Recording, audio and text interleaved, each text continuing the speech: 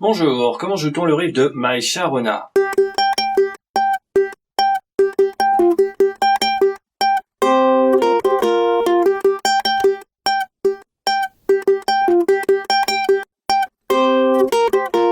Alors pour jouer le riff, faut arriver à faire cet écart-là. Le petit doigt il sera à 10 sur la première corde. Et le premier doigt, à un moment, faudra qu'il aille 5e case, 3e corde, en maintenant le 10 ici. Si vous y arrivez pas, en fait déjà le riff va être plus dur que pour les gens qui arrivent à faire cet écart. Les 3 premières mesures du riff, je vais maintenir mon petit doigt à 10 sur la première corde. Et je vais alterner la 4e corde à vide et la première. Et je vais jouer tantôt la première ou la 4e, suivant, je suis la tablature. Et on voit, 4e corde, première, 4e corde, je coupe. Là, le petit 7, c'est pas un 7, c'est un demi-soupir, ça veut dire on fait un silence. Ok, donc pour faire silence, je repose mon doigt sur la corde. Par exemple, l'index, il attaque la première corde et le pouce la 4e corde. Et à chaque fois, mes doigts, ils se reposent sur la corde après l'avoir attaqué. Et là, quand on joue ces 4 notes, il faut les jouer en rythme avec la coupure. 0, 10, 0, 10.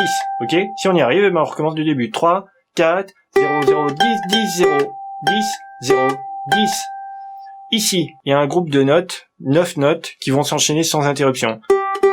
Donc 0, 0, 10, ça va. Et c'est là qu'on a le 5 sur la 3e corde. Donc si j'arrive à maintenir ce doigt ici, ça va être très confortable de faire 0, 0, 10 et le 5 tout de suite. En fait, j'ai pas d'alternative. Je suis obligé, 5 c'est la façon la plus haute de jouer cette note-là. Sinon c'est un 1 qu'il faudrait aller jouer. Donc j'ai joué ce 5 et après je joue 0, 0, 10, 10, 0. Comme c'est écrit et comme au début de la chanson. Et je m'entraîne à jouer ces 9 notes pour que ça soit régulier. 0, 0, 10, 5, 0, 0, 10, 10, 0 et je coupe. Une autre façon de couper quand c'est sur la première corde, par exemple, vu qu'elle est pas à vide, c'est je joue mon doigt et le doigt il arrête de presser et donc ça coupe aussi le son. C'est ce que je fais là actuellement. Une fois qu'on a joué ces 9 notes, il y a un 10 tout seul. Depuis le début, 3, 4 et... 10, 0, 10, 0, 0.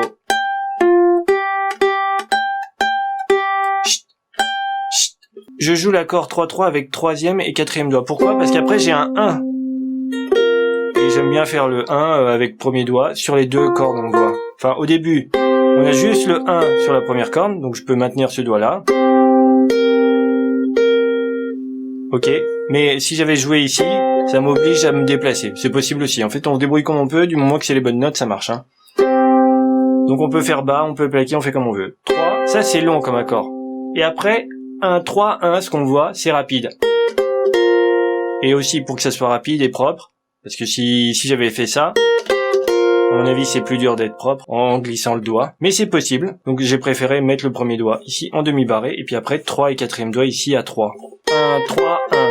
Ça c'est rapide, parce qu'on voit 2 croches et une noire, donc ça fait bref, bref, long. Ok? Ou en faisant bas. Là, quand je viens de jouer le motif, j'ai posé mon majeur à la fin sur les 2 cordes du haut pour pas que ces 2 cordes à vide continuent de résonner et qu'on entende toujours juste 1 et 1 sur les 2 cordes du bas. Ok? Mais c'est facultatif. Vous inquiétez pas si vous y arrivez pas, je pense que c'est un geste technique assez dur. Le 1 à la fin, c'est un 1 de relance, et donc dès qu'on le joue, c'est une croche, donc c'est bref, on réattaque tout le riff.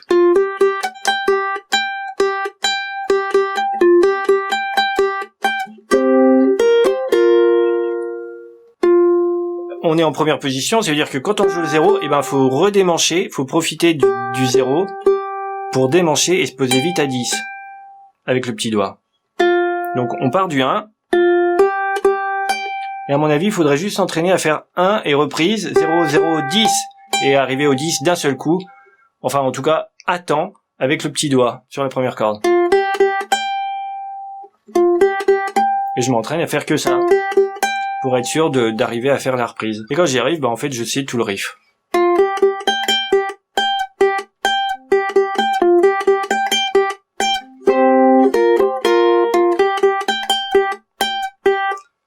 Bon courage!